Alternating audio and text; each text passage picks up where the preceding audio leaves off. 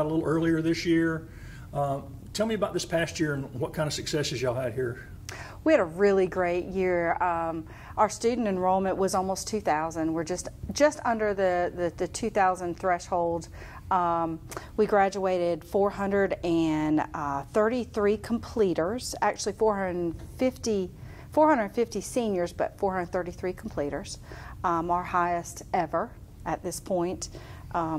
We had students in EMT and mechatronics through Tri-County Tech get college credit, as well as our digital art and design students got credit through Landry University this year. And we had 20 AP computer science students also get college credit. In fact, our computer science courses by far out exceeded the South Carolina standard at 58%. Our students got 75% AP passing score. So we're very proud of the students that, that actually got a large score. That gives them a big jump, having these college credits. It does. Out of the way, right? It does. It gives, whether they're getting 3 credits or 12 credits, or with even mechatronics. I mean, heck, we're doing the whole first year here. It gives them a huge start. And most employers want that now. As far as mechatronics students, they want the college credit. So the students get that before they get out of high school. They can go and work for the businesses while they're continuing their education at Tri-County, and it's all free. I mean, it's a win for everybody. We also had 1,240 certifications this year. They run anywhere from our certified nursing assistant, our patient care technician, 911 dispatchers. We had 2 FAA Part 7 drone certifications too, which is new for us. Security officer, and of course we certified some firefighters as well. We've got some EMT students waiting to take some tests, so we'll be able to find out if they've got their EMT license. And then we have 1,000 other certifications that are just varied throughout the building that our students received as well. And they can go straight to work with that, right? I mean, oh, absolutely. Most of them certification, can. You get out here, most of them go straight into absolutely careers. They go right on in. So we're a Project Lead the Way Distinguished School again this year, an Amazon Future Engineer School. We won a gamut full of awards. This is our first year that we competed in the Aerospace American Rocketry Challenge. Schools from all over the United States and globally compete. And they have to put an egg into a rocket, and they have to shoot it up, I think, exactly 850 feet. And they have to do it within 45 seconds. And if they do that, then they win, and they can go to nationals, which we got to compete in nationals this year. There was 100 teams that went into Washington and Washington, D.C. They competed, and we ended up 33 out of the 100. So it's our first time competing, not too bad. And they have to figure out wind speed, and these are little paper rockets that they're shooting up, and then of course the egg. They have to put the egg on there, so they have to change how much weight they put on or not to hit that 850 feet. So that was exciting for us this year. That's applied physics, basically, right? I mean, oh, absolutely. Physics is all it is. And the kids love it. Yeah. They just love it. We won first and third in auto collision this year again. This is like 8 years in a row for us. Our teachers just knocking it out of the park. In digital art and design, we won second in advertising design and third in photography this year. Graphic communications won first in screen printing, third in image sublimation, and we won the PICA awards this year. PICA is through South Carolina and North Carolina. They recognize one high school, and we were the high school that they recognized, and we won and competed. This is our, I think, 6 year in a row of winning that. We competed for the first time with law enforcement. We got second in the technical response team. Our media broadcasting and our radio station won 5 national awards. That's become like you're just used to that now, right? I know, it's terrible to say that, but yeah, I mean, we just expect it. But we expect that of all of our programs. And when we talk about the things that we win and the awards we win, it's just our teachers and our students strive to be the best, and they want to be the best. Our programming game design also went this year. We got third in programming, and our esports team won a couple of different things. They actually made it into the gold bracket in the national championship. They won several different divisions. We actually got into the Eastern Division Championship. We didn't win it, but we got into it, and we also won won our Atlantic Conference, but got into the actual championship for the Atlantic Division Conference too. And you know, it's interesting that esports is probably the only after-school activity that the majority of the students that are in that have never been in an extracurricular activity before. When I talked to them when they first came in, there was about 60 of them when they first started esports, and 92% of them said they've never joined an extracurricular activity until they got here. Wow. So. And you opened a new lab, esports lab this year. We do, and it's beautiful. Brand new lab, so the students will be able to compete in a state-of-the-art facility. Parents will be able to come in and see the students compete. It's just like an athletic event. We'll have a shoutcaster as well, so they'll do play-by-plays of the games that they're in. Lots of scholarships out there right now. A lot of money in that esports stuff, and they're even talking about Olympics now. Absolutely. It is crazy, and the kids love it. So why not enable a place where they can come and compete and do what they enjoy. And then, of course, culinary. Lastly, our culinary team won first in state again this year. I think it's his 12th out of 13th year that he's won in South Carolina State, and we got third in national. So he is working his way up. I think he said he missed first and second place by like 0.004%. I mean, it was so low.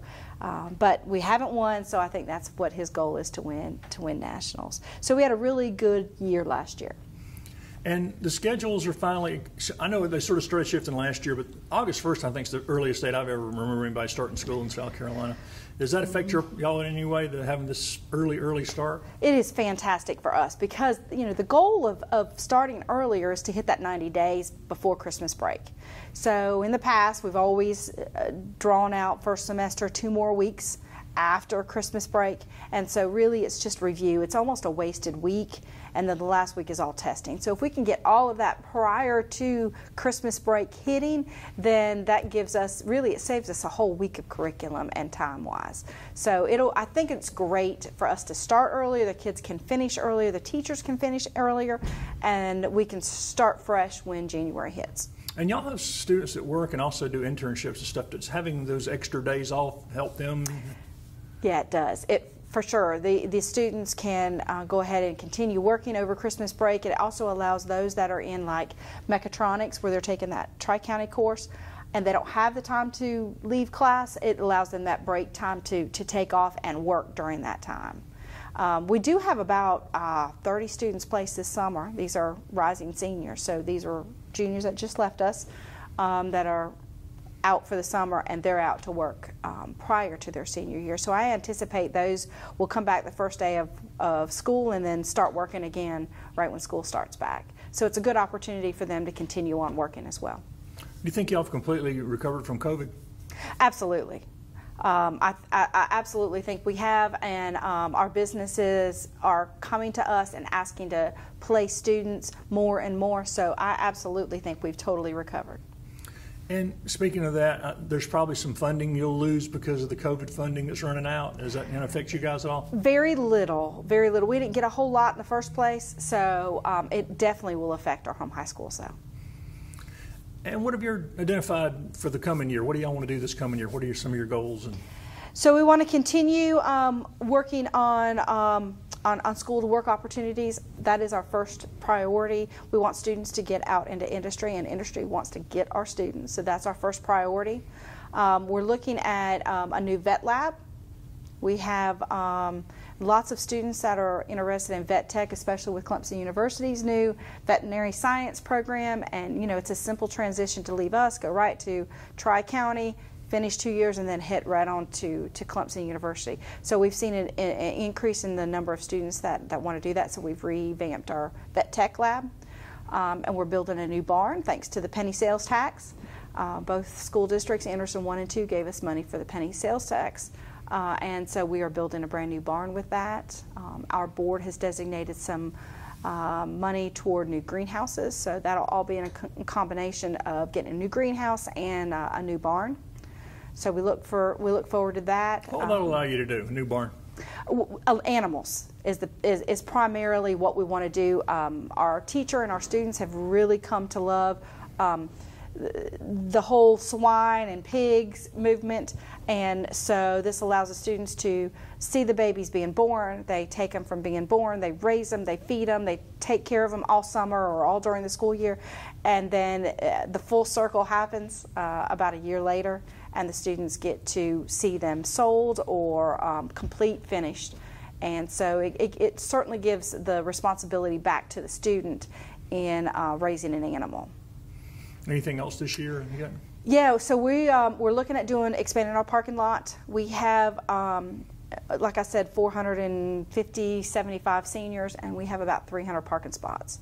So we have run out of parking spot room. So we have got some money together. The board and our Anderson delegation has allowed us to use some funds to purchase some new asphalt for the front. And so we'll see, hopefully in the fall, some construction going on with parking lot and new parking spots, and then hopefully next year we'll be able to build a new manufacturing building and do some CNC and advanced manufacturing. How about partnerships? Strong partnerships still going into this year with the business and industry? Absolutely. This summer was, we just did an exciting partnership with ANMed Health. We developed what we call it Med Ed Academy, and so ANMed took 10 high school juniors. They just finished. They'll be going into their senior year. These students are going to go to get their CNA license, which is their certified nursing assistants, and their PCT, which is their patient care technician, where they can go and work directly into a hospital or a nursing facility, skilled care facility of some sort. They get their license. So these students spent 10 days this summer with ANMed. Anderson County actually, and the Development Corporation of Anderson County actually donated $150 per student. So every student got $150 from them to spend 10 days at ANMed. They toured around, they did all the different programs, all the different departments, and they got to spend that time there, and then they'll take their PCT and CNA courses in the fall, and hopefully in January those students will actually be employed by ANMed and be able to go ahead and continue on to go to school to be a nurse. That's the ultimate goal from this. But the experience that the kids got with ANMed this summer was incredible. And when I saw the kids on Friday, they finished up last Friday, and when I walked in, they could not tell me enough great stories about ANMed and how they took care of them and how they just loved it. So yes, partnerships are there and they're thriving. And you've been doing this a long time here. What kind of feedback do you get from former students or even from current students and parents about the experience and how it's helped prepare them for their lives? It's funny that you said that. So the director of nursing, Chandra Trotter, handles everything at ANMed as far as anything that deals with nursing. She graduated from our program almost 25 years ago. And that's what got us in the door, and that's what got, because she realized she got her CNA license from us. So hometown celebrities, those that have made it and done well with themselves, you know, graduated from us and sees the value of career and tech ed, even though it's changed a lot. Even, I mean, I've been here 20 some odd years, and in the time that I've been here, it's changed a lot. But even more since when they were in school, it's changed a lot. So I think just providing those opportunities for students, whether they want to go to college, whether they don't, whether they want to go ahead and go right into a job, whether they want to go to college and get a job, all of those opportunities are there in a career and technology education facility. And what kind of feedback have you gotten from the parents that have had kids? Repeat. That's what we see. What can my next kid take? What can you know, my neighbor take? That's what we see. But Anderson 1 and 2 sends us great kids. They send us great parents. They have great community members. They've got businesses. The entire Anderson County has got businesses that are ready to support and help lead the way for that next profession and that next student to take whatever option they want to take or whatever pathway they want to take.